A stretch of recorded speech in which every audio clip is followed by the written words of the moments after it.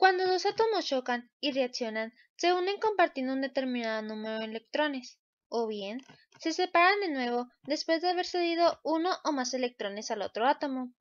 Este compartir o ceder electrones es lo que se traduce en los cambios de las propiedades observadas en sus sustancias que sufren reacciones químicas.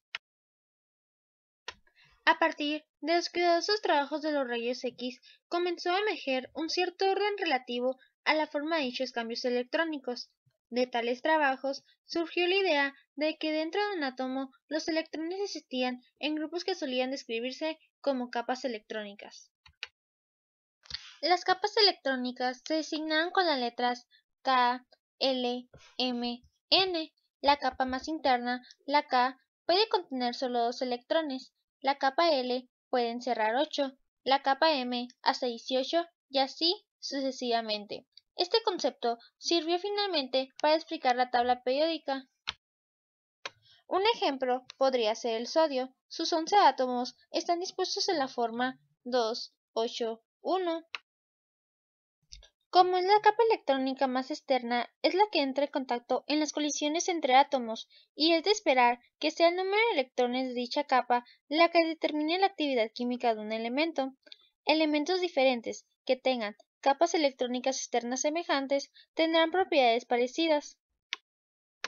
Cada uno de los metales alcalinos tiene los electrones de sus átomos dispuestos, de tal modo que la capa electrónica más externa contiene solo un electrón. Del mismo modo, los elementos alcalinoterrios son todos semejantes, ya que cada uno posee 2 electrones en la capa más externa. Los halógenos poseen todos 7 electrones en su capa más externa, mientras que los gases nobles poseen todos 8. Como el número de electrones aumenta a medida que los átomos son más pesados, llega un momento en que las capas electrónicas comienzan a solaparse. Hay átomos en donde los números atómicos son consecutivos, de tal modo que incorporan electrones a capas internas, mientras que el número de electrones de la capa externa permanece constante. Esta configuración ocurre especialmente en los elementos de tierras raras, cuyos números atómicos oscilan del 57 al 71 inclusivamente. Mendeleev había ordenado su tabla periódica en base a la valencia de los diferentes elementos y no a sus disposiciones electrónicas, que le eran desconocidas. Así, parecía razonable suponer que la valencia de un elemento era determinada por su disposición electrónica.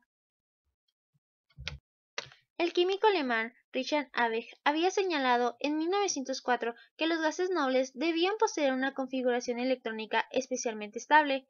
Los átomos de un gas noble no tenían tendencia a aumentar ni disminuir su número de electrones y por eso no participaban en las reacciones químicas. Se deducía que otros átomos podían ceder o aceptar electrones con el fin de alcanzar la configuración de gases nobles.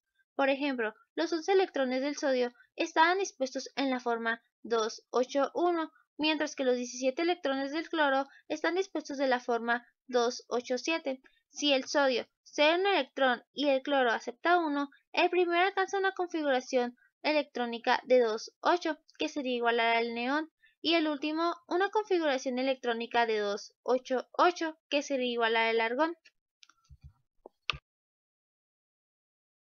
En 1923, el químico danés Jonas Broström introdujo un nuevo punto de vista acerca de los ácidos y bases, donde un ácido se definía como un compuesto que tendía a ceder un protón, mientras que una base era un compuesto propenso a combinarse con un protón.